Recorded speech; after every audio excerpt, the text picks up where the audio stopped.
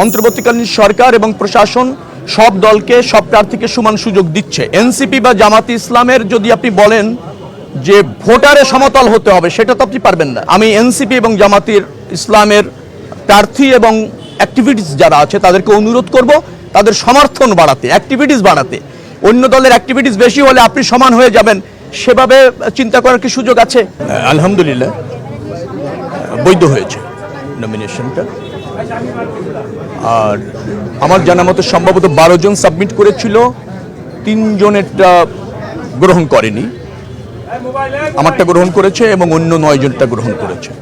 স্বচ্ছভাবে হয়েছে আমার কাছে মনে হয়েছে, এবং কেন হয়নি, কি কারণে হয়নি যাদেরটা, তার ব্যাখ্যাও করেছে, যার ফলে আমার কাছে বেশ ট্রান্সপারেন্ট মনে হয়েছে প্রক্রিয়াটা, এবং ওনারা বেশ পরিচ্ছন্নভাবে সেটা উপস্থাপন করেছে, কারণগুলি ব্যাখ্যা করেছে।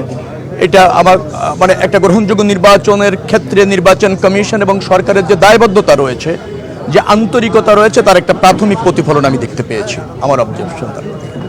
আর নির্বাচনে আজকে যেটা হলো সেটা হচ্ছে গণতন্ত্র পুনঃপ্রতিষ্ঠার যে পদক্ষেপ, সেই পদক্ষেপের চূড়ান্ত পর্যায়ে আমরা পৌঁছালাম। অর্থাৎ নির্বাচন গ্রহণযোগ্য হবে, গ্রহণযোগ্য নির্বাচনের ভিত্তিতে জনগণ রাষ্ট্র ব্যবস্থাপনার একটি দলকে নির্বাচিত করবে এবং তাদের জনপ্রতিনিধি নির্বাচিত করবে, তার মধ্যে দিয়ে গণতন্ত্র একেবারে পুনঃপ্রতিষ্ঠিত হতে যাবে।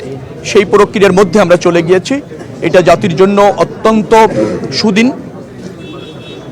আমাদের যারা ভোটার আছে, যারা রাজনীতিতে সবসময়ের জন্য নিজেদের মতামত দিয়ে, রায় দিয়ে গণতন্ত্র এবং রাষ্ট্র ব্যবস্থাপনাটাকে যথা উপযুক্ত রাখতে চায়, তাদের জন্য সুদিন। প্রার্থী হিসেবে তো অবশ্যই আমার জন্য এবং অন্যান্য প্রার্থীর জন্য সুদিন।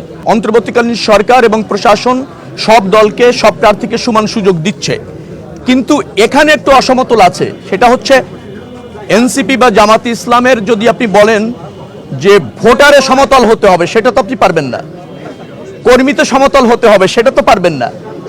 তো জনপ্রিয়তা, ভোটের আধিক্য, ভোটারদের উৎসব, কর্মীদের অ্যাক্টিভিটিস, এটা তো বড় দল এগিয়ে থাকবে, এটাই ন্যায্য।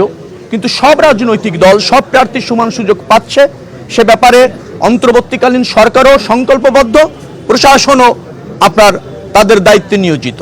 এখানে কোনো বিভ্রান্তি তৈরি করার কোনো সুযোগ আছে বলে আমার কাছে এখনো মনে হয়নি। আমি এনসিপি এবং জামাতের ইসলামের প্রার্থী এবং অ্যাক্টিভিটিস যারা আছে তাদেরকে অনুরোধ করব তাদের সমর্থন বাড়াতে, অ্যাক্টিভিটিস বাড়াতে।